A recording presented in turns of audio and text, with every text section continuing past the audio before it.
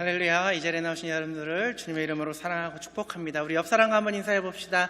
잘 오셨습니다. 은혜 받고 갑시다. 우리 온라인으로 예배를 드리시는 많은 분들 또 주님의 이름으로 환영합니다. 우리 시간에 잠시 한 30초 동안요, 목사님이 하라 그러시더라고요.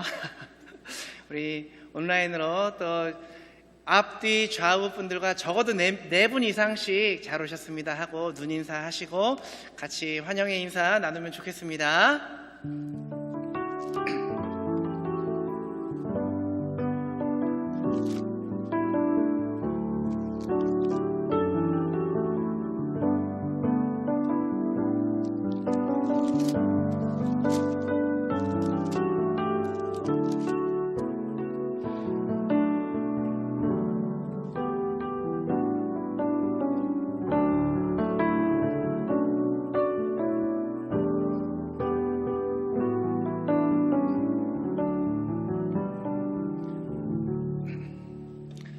아멘. 하나님의 말씀 같이 보시겠습니다. 오늘 우리에게 주시는 하나님의 말씀은 베드로전서 1장 1절에서 2절, 베드로전서 1장 1절 2절 두 절 말씀 함께 합독하도록 하겠습니다.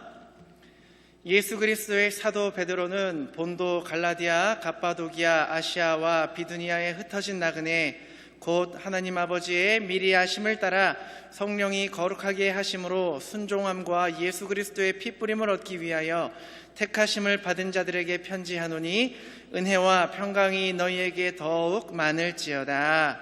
아멘. 제가 가끔 보는 인터넷 사이트가 있는데요, 이제 얼마 전에 이런 제목의 글을 본 적이 있습니다. 사람 만나려고 교회 나가는 거 어떻게 생각하세요? 라고 누가 글을 올렸더라고요. 내용인즉슨 이제 본인이 캐나다로 이민한 지 얼마 안 됐는데 안 된 직장인이랍니다. 근데 한국 사람이 없어서, 주변에 없어서 그립다라는 거죠. 그래서 어느 날 친구가 그러면은 교회를 나가보는 게 어떻겠냐라고 얘기를 하는데, 자기는 종교를 믿지 않고 신을 믿지 않는데 교회에 간다는 게 양심에 걸린다는 거예요. 그렇게 글을 썼는데요, 댓글이 많이 달려 있어요. 그런데 대부분의 댓글들이 다 비슷한 양상을 띠는데 그 중에 제 눈에 띄는 글이 하나가 있었습니다. 한번 제가 얘기를 해볼게요. 자기도 무신론자랍니다. 그래서 캐나다에 와서 심심해서 처음으로 살면서 처음으로 교회를 나가봤다라는 거죠. 뭐 좋은 경험도 해보고 나쁜 경험도 다 해봤는데 사람들이 처음에 와서 울면서 막 소리 내면서 소리 지르면서 기도하는 모습을 보고 무섭기도 하고 소름도 끼치다라는 거예요. 그래서 여러 군데 교회를 나가봐도 목사님 말씀은 다 자기한테 희한하기만 하고 어렵기만 하고 그랬다라는 거죠. 자기는 헌금 꾸준히 내고 교회 오래 다니면 믿음이 생길 줄 알았더라는 겁니다. 그런데 그게 아니더래요. 그래서 지금은 교회를 다니지 않고 있다고 그렇게 누군가가 글을 적었더라고요. 대부분 다들 그래요. 어쨌거나 교회는 그런 곳 아닙니까? 라는 댓글들이 많이 있더라고요. 그래서 제가 그 글을 보고 좀 충격을 받았어요. 그래서 저희 청년 예배할 때에도 청년들에게도 물어본 적이 있는데요, 여러분들은 왜 나는 교회를 다니는가에 대해서 한번 고민해 보셨습니까? 나는 왜 교회를 다니는가?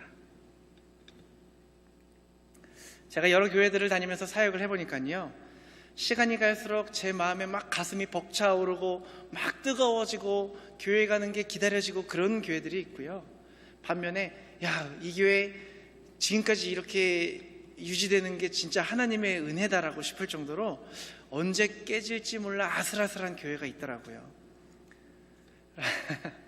교회가요, 교회의 사명을 잃어버리고 사교의 장이 되어버리고 교회로서의 능력을 잃어버리게 되면 그것은 교회로서 더 이상 참 생각만 해도 두려운 일이지요. 교회라는 곳이요, 자칫하다가는요 이런 사교의 장, 커뮤니티의 모습, 그냥 도움받기 위해서 그냥 뭐 외로워서 사람들 만나려고 뭐 정보 좀 교환하고 싶어서 그렇게 나오는 곳으로 전락해버릴 수가 있다는 거죠. 사람들 만나서 어울리고 뭐 정보 나누고 이런 건 교회의 영광이 아니죠. 아까 우리 주장로님 기도하셨듯이 우리 교회는요, 선교해야 되는 교회가 돼야 합니다. 교회라는 곳이 자칫하다가는 그런 모습으로 전락을 해버리면 더 이상 교회로서의 능력을 발휘할 수 없다라고 여러분 깨달으셔야 됩니다. 교회는요, 하나님을 나의 아버지라고 모시는 그런 사람들이 모이는 곳이 교회입니다. 그 가운데에, 우리들의 이 모임 가운데에 하나님의 성품이 드러나야 되고요, 우리의 하나님의 사랑이 드러나야 되고요, 서로의 섬김이 있어야 됩니다. 하나님의 뜻에 대한 그러한 충성이 있어야 되고 헌신이 있는 곳, 하나님의 사역에 대한 비전이 있고 살아서 역사하시는 하나님에 대한 그 나눔이 있는, 야, 하나님이 나한테 이렇게 역사하셨어, 얼마나 감사한지 몰라, 이 세상을 어떻게 말씀대로 살아가야 하는지에 대해서 서로 지혜를 나누는 곳, 바로 그것이 우리 교회가 되어야 할 줄 믿습니다. 이러한 교회가 되기 위해서 정말 중요한 게 뭐냐면요, 여러분들 한 사람 한 사람이요, 깨어서 믿음으로 살아가야 되는 겁니다. 내가 하나님의 백성이다, 하나님의 자녀이다, 내가 바로 성도다라는 것을 인정하면서 우리의, 여러분들의 그 삶의 자리에서 복음에 합당하게 살아가야 하는 것. 우리 각 사람들이요, 여러분들의 각 삶의 자리에서 그렇게 살아가신다면 또 그러한 사람들이 모이는 이 교회는 영광스러울 수밖에 없겠죠. 교회가 교회 되기 위해서 정말 중요한 것이 무엇이냐, 뭐 교회 시스템이 얼마나 잘 갖춰져 있느냐, 뭐 재정이 얼마나 넉넉하냐, 이런 것들이 아닙니다. 교회가 교회 되기 위해서 정말 중요한 핵심이 뭐냐면 우리 한 사람 한 사람이 예수님을 나의 주로 삼고 그 복음에 합당하게 온전하게 살아가는 그러한 우리들의 삶이 있을 때에 교회가 교회다워질 수 있는 것입니다. 여러분, 누가 성도겠습니까? 주일에 교회 나온다고 해서 성도가 아닙니다. 주일을 어떻게 보내는지, 뭐 남들은 다 놀러가도 나는 교회 나온다, 단지 이것 때문에 성도라고 말할 수 없다라는 겁니다. 우리가 생각하는 것이, 어떻게 해야지 더 잘 살까? 어떻게 해야 우리가 좀 더 많은 것을 누릴 수 있을까? 어떻게 해야 내 자녀들이 좀 더 잘 되고 성공하고 나는 좀 더 안락한 삶을, 편안한 삶을 살아갈 수 있을까? 생각하는 게 우리들의 모든 삶의 생각들이 이런 것들이라면 우리가 과연 성도라고 말할 수 있겠냐는 거죠.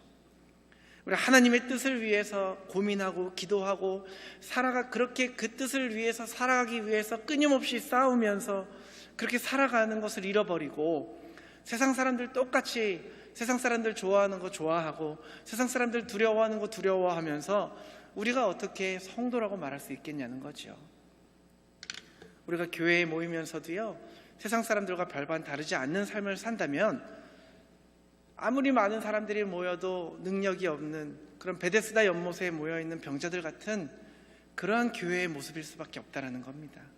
오늘 우리가 베드로전서 보는데요, 베드로서는 성도로서 세상을 살아가고 있는 그 사람들을 향해서 위로와 권면의 말씀을 주는 그 편지입니다. 베드로가 쓰는 편지입니다. 이 당시에는요, 성도이기 때문에 고난을 받고 외면받고 핍박을 받았던 그 성도들에게 그 힘든 시간을 이겨낼 수 있도록 권면하고 위로하는 것이 바로 이 베드로서의 목적입니다. 그래서 베드로 전서를 보면요, 성도란 누구인가, 이 세속화된 삶 가운데에서 이 사회 속에서 성도라면 과연 어떠한 모습으로 살아가야 하는지를 가르쳐주고 있다는 겁니다. 지금 이 시대에 참 어울리는 본문이라고 생각을 합니다. 핍박을 받는 성도들을 향해서 베드로가 글을 쓰면서 유독 강조하는 게 뭐냐면요, 이 정체성에 대해서, 성도란 어떠한 존재인가에 대해서 강조를 합니다. 1절을 보니까요, 예수 그리스도의 사도 베드로가 본도와 갈라디아와 갑바도기아와 아시아와 비두니아에 흩어진 나그네들인 택하심을 받은 이에게 편지를 쓴다라고 얘기를 하고 있죠. 사도 바울과는 조금 편지의 내용이 다르죠. 사도 바울은 편지를 쓸 때 어디에 있는 성도들에게 혹은 뭐 어디에 있는 교회들에게 편지를 쓴다라고 얘기를 하는데, 여기서는 편지를 쓰는 그 대상이 조금은 다릅니다. 이 수신자의 명칭이 다르죠. 두 가지가 등장을 합니다. 첫 번째는 흩어진 나그네라고 부르고 있고, 또 하나는 택하심을 받은 자들이라고 부르고 있습니다. 오늘 제목이 택하심을 받은 자예요. 제가 처음에 흩어진 나그네라고 얘기를 하려고 했는데 저희 아내가 너무 모호하지 않겠냐 싶어서 택하심을 받은 자라고 하는데, 그 두 가지가 똑같은 뜻입니다. 베드로는요, 핍박받고 고난받고 있는 성도들을 뭐라고 부르냐면 하나님의 택하심을 입은 자들이라고 부릅니다. 여러분들 핍박받고 고난받고 있는 여러분들에게 베드로가 뭐라고 얘기를 하냐면요, 하나님의 택하심을 입은 자들이라고 얘기를 하고 있는 겁니다. 우리가 삶을 살아가는 데에 있어서 제일 중요한 것 하나가 바로 정체성입니다. 나는 누구인가? 내가 어떠한 존재인가? 그것에 따라서 우리의 인생이 달라진다는 거죠. 다시 말해서요, 내가 하나님으로부터 택하심을 받았다라고 여기면서 살아가는 사람, 나는 정말 하나님의 자녀다 인정하는 사람이 바로 성도의 삶을 살아갈 수 있다는 거죠. 성도지만 성도로서의 능력을 잃어버리고 세속화되는 그 문제는요, 바로 이 정체성의 혼란에서 와요. 나는 누구인가? 나는 누구인가? 내가 누구인지에 대한 진지한 고민 없고 결단 없이 삶을 살아간다면요, 우리가 신앙적으로 살아가기가 힘들어진다는 거죠.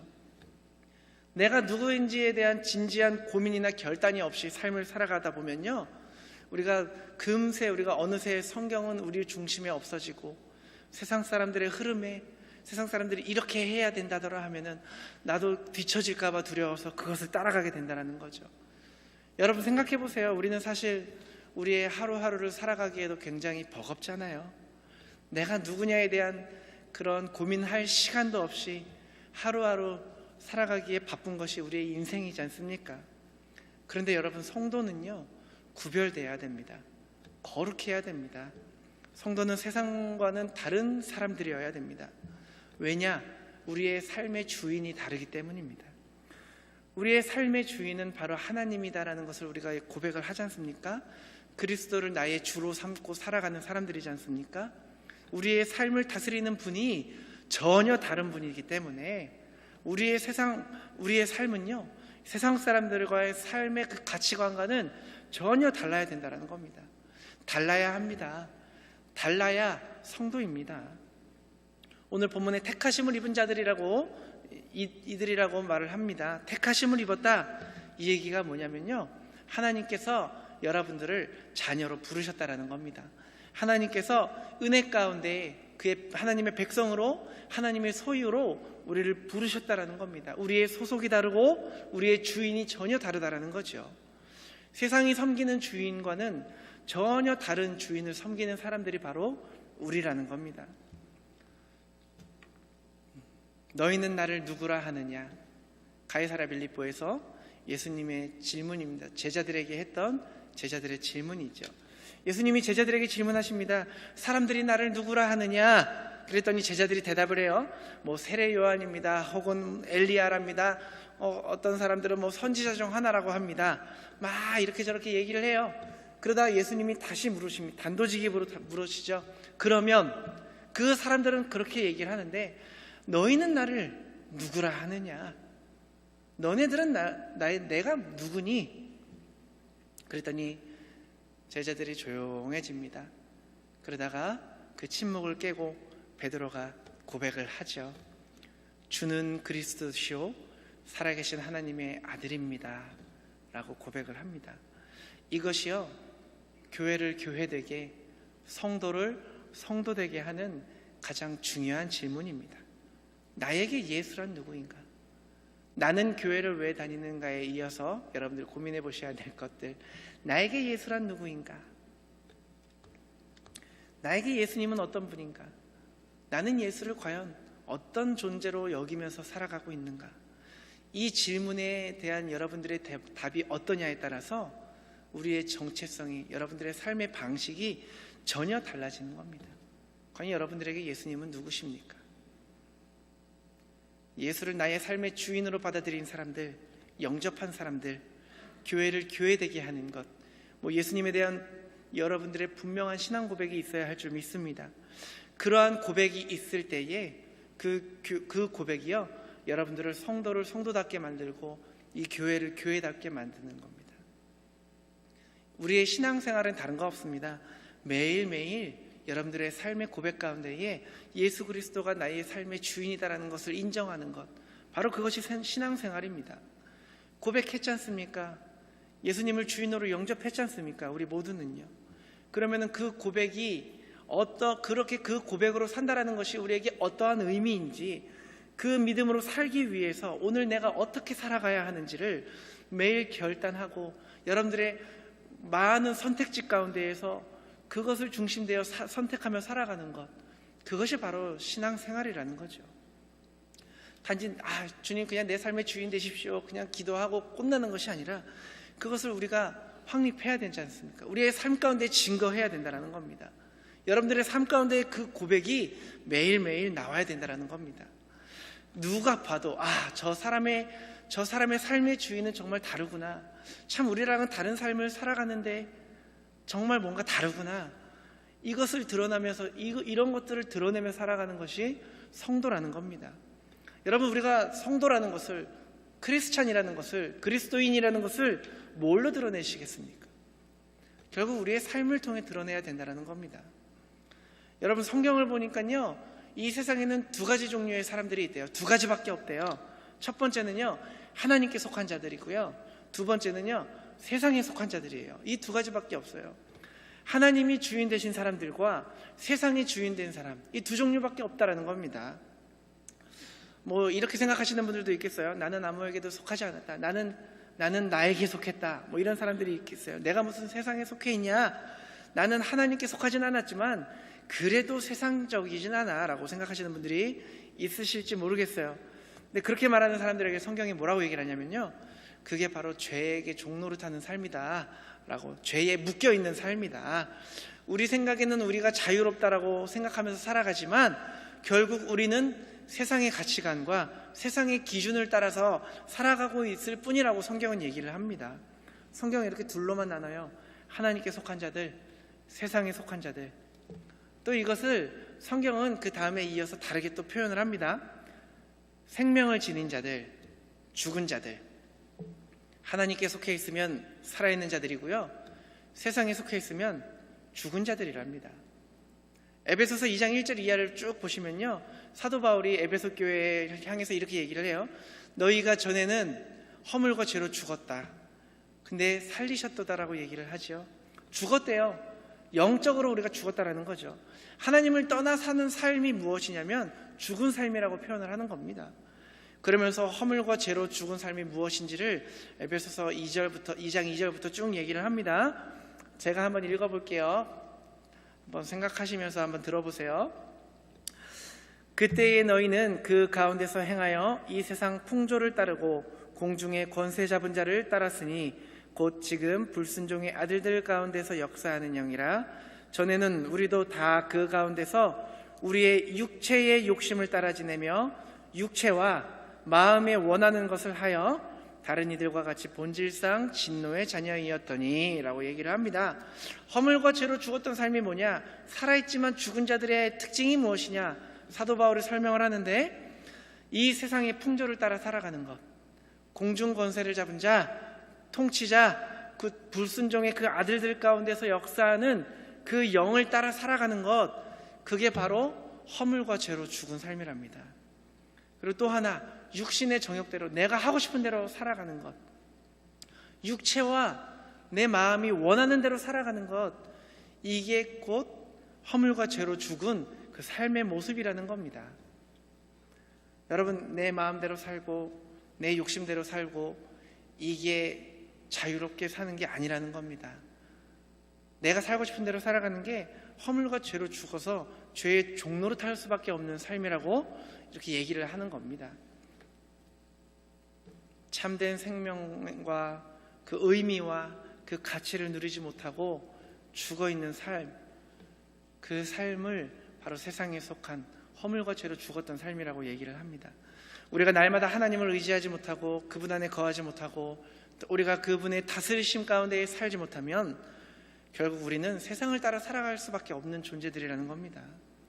나도 모르는 사이에 자연스럽게 세상의 일부분이 되며 살아간다는 겁니다. 여러분들의 한 주는 어떤 삶을 살아오셨습니까? 한 주를 한번 돌이켜보세요. 나는 일주일 동안 어떻게 살았을까? 한 주를 살아보시면서 예수 그리스도가 나의 주인이심을, 여러분들의 주인이심을 여러분들의 삶 가운데에서 고백하며 주님이 나의 주인이시기 때문에 주님의 뜻대로 살기 위해서 아둥바둥하며 세상과 타협하지 않고 발버둥치며 살아가심이 여러분들 가운데 있으셨습니까? 아니면 세상을 살면서 세상 사람들과 똑같이 세상의 염려와 재물의 유혹과 또 남들이 자랑하는 것 똑같이 자랑하고 남들 걱정하는 것 똑같이 걱정하면서 살았습니까? 여러분 가끔 보면요, 신앙생활 오래 했대요. 직분도 있으세요. 그런데 신앙적인 모습을 전혀 찾기가 어려운 분들이 계세요. 막 세상적인 욕심, 너무 그 삶의 가치관이 세상으로 속해 있어서 본인이 그게 잘못된지도 모르시고 자부심으로, 세상적인 자부심으로 가득 차 있으신 분들이 있어요. 여러분들 주변에 그런 분들 계시잖아요. 신앙생활 한다고 하지만 세속적인 분들. 그런데요, 우리도 충분히 그렇게 될 수 있다는 거죠. 저도 마찬가지고요. 목사라고 예외가 아닙니다. 목사라고 항상 뭐 말씀을 끼고 살고 신령한 그런 사람이 아니라는 거죠. 왜 이렇게 살아갈까요, 우리는? 예수님께서 나의 삶의 주인이다, 그 고백이 없기 때문에 그렇게 되는 겁니다. 내가 나의 정체성이 무엇인지에 대한 혼란이 오기 때문에 그렇게 살아가게 된다는 거죠. 여러분 비교해 보세요. 여러분과 세상 사람들을 한번 비교해 보세요. 뭐가 다르십니까? 달라야 해요. 달라야 성도입니다. 세상이 알지 못하는 소망을 우리는 품고 살아가야 하는 거고요. 세상이 알지 못하는 그 하나님을 우리가 마음속에 지니고 살아가야 된다는 거죠. 그분의 자녀로 살아가고 있기 때문에 반드시 우리는 달라야 된다는 겁니다. 모든 게 다 신앙생활이에요. 교회에 오는 거 신앙생활입니다. 하지만 가정생활 또한 신앙생활이고요. 여러분들의 직장생활 신앙생활입니다. 돈 쓰는 것까지도 여러분들의 신앙생활이고요. 부부와의 관계, 자녀와의 관계, 친구와의 관계, 사람과의 관계, 이것이 다 신앙생활입니다. 모든 삶이 다 신앙생활이라는 겁니다. 여러분 오늘 본문을 보시면요, 성도라면 예수 그리스도를 구주로 삼고 나의 삶의 주인으로 삼는다면 그 사람들에게 나타나는 특징이 있대요. 그게 뭐냐면 거룩과 순종입니다. 거룩과 순종. 여러분 본문 2절 한번 같이 읽어볼게요. 사도 베드로가요, 택하심을 입었다라는 것이 무엇인지를 다시 설명을 하고 있습니다. 2절 같이 읽어보겠습니다. 시작. 곧 하나님 아버지의 미리 하심을 따라 성령이 거룩하게 하심으로 순종함과 예수 그리스도의 피 뿌림을 얻기 위하여 택하심을 받은 자들에게 편지하노니 은혜와 평강이 너희에게 더욱 많을지어다. 아멘. 하나님과 성령의 역사로 우리가 택하심을 받은 성도가 되었다라는 거죠. 하나님을 믿게 된 것 하나님의 은혜다. 하나님이 나를 불러주시고 성령이 나를 거룩하게 하셨기 때문에 내가 성도가 되었다는 거예요. 하나님 아버지께서 여러분들을 미리 아시고 성령으로 거룩하게 해주셔서 여러분들이 순종하게 되고 예수 그리스도의 피뿌림을 받게 되었습니다. 피뿌림이라는 것은 구약에서 이제 제사의 용어죠. 죄를 속할 때에 피를 뿌리잖아요. 피뿌림이라는 것은 죄를 사하여 졌다라는 표시입니다. 예수 그리스도의 피가 뿌려졌다라는 건 우리의 죄가 사해졌다, 속해졌다, 깨끗해졌다, 우리가 새로워졌다라는 그런 의미입니다. 우리의 모든 죄가 사해졌고 과거의 모든 죄로부터 우리가 새로워졌다, 벗어나게 되었다라는 그런 의미를 담고 있습니다. 그게 뭐겠어요? 거룩해졌다라는 거죠. 거룩해졌다. 여러분들 신앙생활을 잘 하고 있다, 잘 하고 계시다면 여러분들의 삶 가운데 반드시 나타나야 되는 두 가지가 순종과 거룩입니다. 여러분 우리가 성경을 읽어보면 신앙생활 한마디로 뭐라고 요약을 해요? 순종이라고 요약을 할 때가 많이 있잖아요. 순종이 바로 신앙생활이라는 거죠. 무엇에 순종하느냐? 말씀 앞에 순종하는 거, 하나님께 순종하는 거, 그것이 바로 신앙생활이라는 겁니다. 로마서 16장을 보면은 1절과 쭉 몇 개에 대해서 순종에 대해서 나오는데요. 26절 한번 보시면 이제는 나타나신 바 되었으며 영원히 하나님의 명을 따라 선지자들의 글로 말미암아 모든 민족이 믿어 순종하게 하시려고 그렇게 얘기를 하지 않습니까? 내 멋대로 살던 사람이 나의 고집과 나의 교만으로 살던 사람이 하나님 앞에서 나를 내려놓고 그 말씀 앞에 순종하며 살아가는 것, 그것이 바로 신앙생활이라는 거죠. 이렇게 우리가 순종의 삶을 살아가다 보면 우리의 삶이 달라집니다. 세상 사람들과 구별된 삶을 살아가게 되어 있다는 겁니다. 하나님 말씀에 순종하며 사는 사람들이 어떻게 세상 사람들과 똑같이 살아갈 수 있겠냐는 거예요. 순종에서부터 다름이 나타나기 시작한다는 거죠. 다시 한번 여러분들께 질문을 드릴게요. 여러분들 삶 가운데에 말씀에 대한, 하나님에 대한 순종이 있으십니까? 여러분들은 또 여러분들의 삶은 세상 사람들과는 다른 거룩함이 있으십니까? 아멘, 아멘. 이 질문의 답은요, 여러분들 가족에게 물어보시면 돼요. 나중에 내가 어떤 사람인지는 나랑 제일 가까운 사람이 알거든요. 나중에 댁에 가셔서 가까운 분들에게, 가족에게 한번 나는 어때? 라고 한번 물어보세요. 괜히 싸우시면 안 되고요. 근데 네, 베드로전서는 베드로가 쓴 편지라고 했죠. 근데 베드로는 자기 자신을 예수 그리스도의 사도된 베드로다라고 얘기를 합니다. 사도라고 얘기를 합니다. 그렇게 처음에 편지를 쓰면서 자기 자신을 소개하고 있습니다. 저는 근데 이 사도 베드로란 말이 굉장히 마음에 오더라고요. 묵상을 하게 되더라고요. 사도란 뜻은요, 보내심을 받은 사람이라는 말이거든요.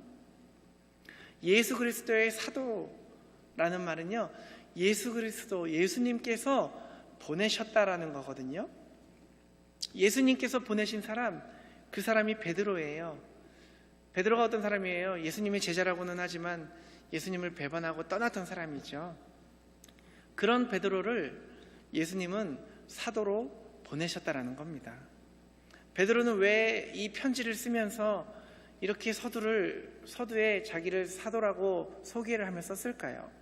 그냥 베드로, 예수 그리스도의 제자된, 혹은 자녀된, 종된, 이런 말들도 많이 있을 텐데, 사도된, 예수 그리스도께서 보내신 베드로다라고 왜 이렇게 썼을까요?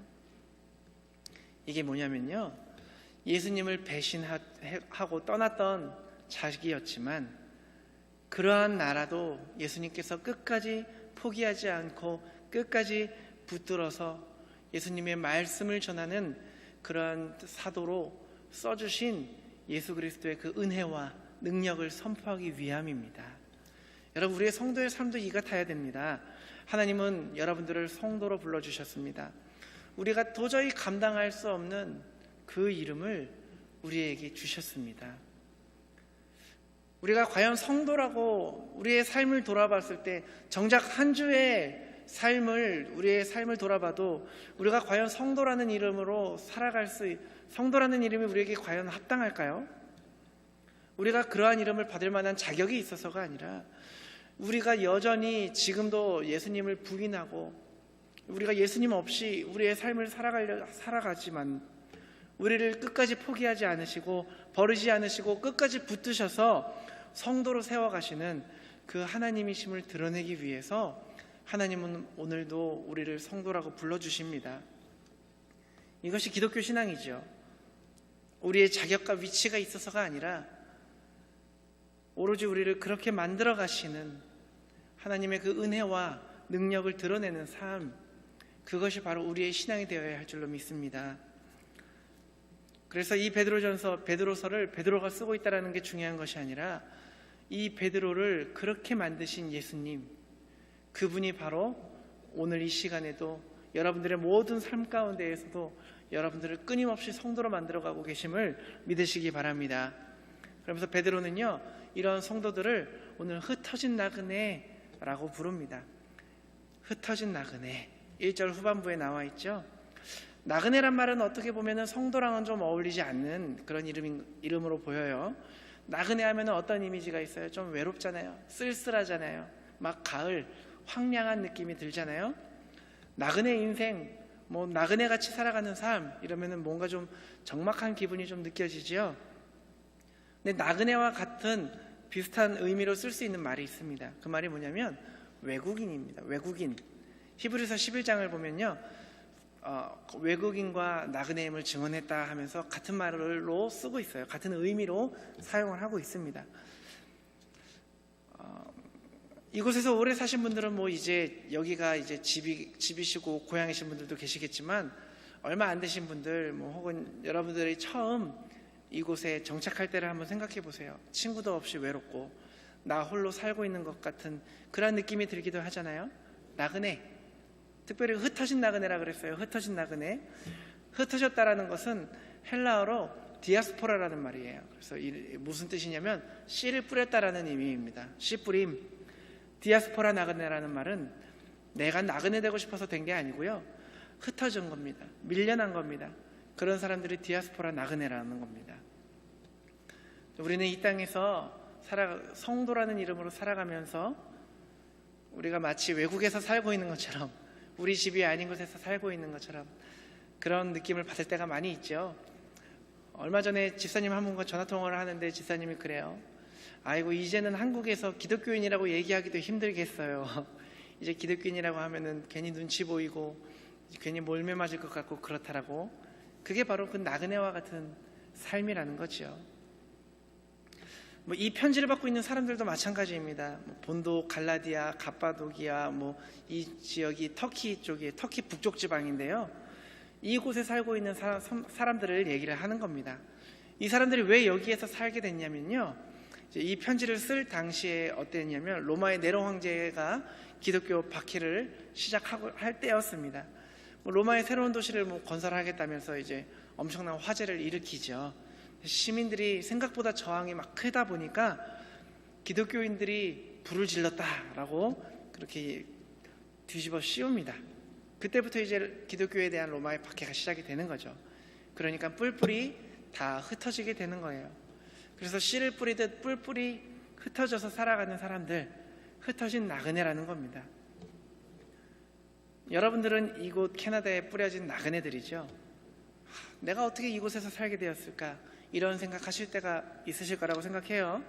저도 그래요. 저도 고향이 서울이거든요. 군대 갈 때를 빼고서는 서울을 떠나서 살아본 적이 없어요.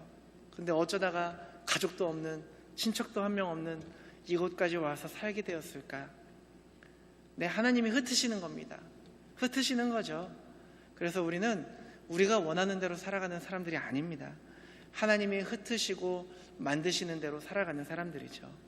그래서 우리는 흩어진 나그네로서 이 땅을 살아가고 있는 사람들입니다. 우리의 삶의 자리가요, 때로는 쓸쓸할 수 있습니다.